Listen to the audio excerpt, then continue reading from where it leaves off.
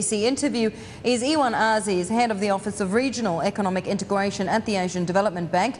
He's in Singapore to speak at the Global Metropolis Singapore 2011 conference and joins us now live from Singapore. Iwan, great to have you with us today. Thank you so much for taking the time to talk to us. Of course, Adam's just taken us through the situation over in Thailand. It does seem fairly dire. There are concerns that it could well get worse. Just how concerned are you about economic growth in Thailand? Do you believe that the BOT may well downgrade its economic forecast tomorrow?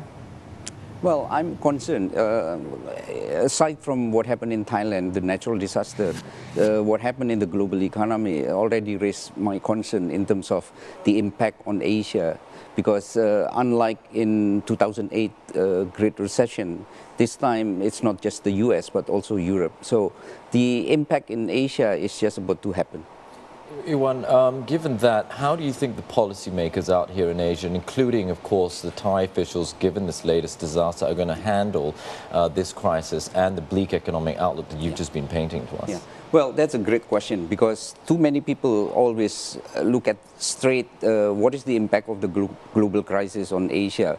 But the right answer is precisely what you asked. It depends on how the policymaker respond, because the outcome is really not so much depends on how severe is the global crisis, but how right is the policy that will be taken by policymakers in the region. On the monetary side, I really hope, at the very least, they are maintaining the current rate. But I hope even more that they will reduce the interest rate, because this is the time that they have to stimulate the economy. And the same thing with the fiscal side.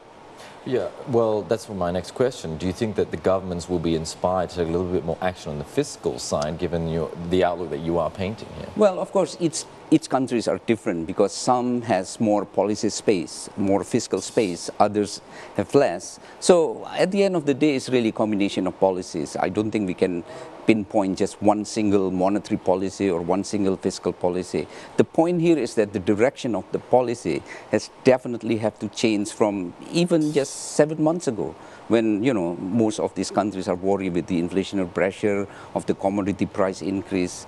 Things have changed very rapidly.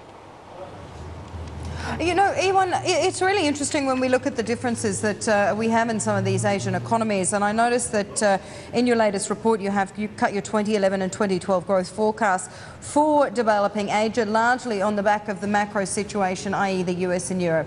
In your view, for our investors out there, for the traders out there, which overall economy do you believe right now is best placed to deal with this ongoing weak situation overseas? Well, there are two lines of transmission mechanisms if we are looking at the impact of the global economic crisis on Asian economy. One is through the financial channel, and the second is through the trade channel. So basically, the winners will be those countries who are not so much dependent on the export. If their export over GDP is less than 30%, I think they're doing relatively okay. But those countries who has a large share of export in their GDP, I think they will be hit, and very hard. And as I said earlier, in 2008, it was just the US, but now Europe is also in trouble. And if we look at what happened within the region in Asia, the economic interactions and integrations has increased in the last couple of years.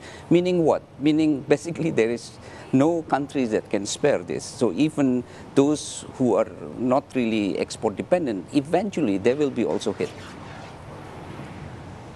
Okay, I think some really important comments there. Iwan, really good of you to join us today. Good to see you.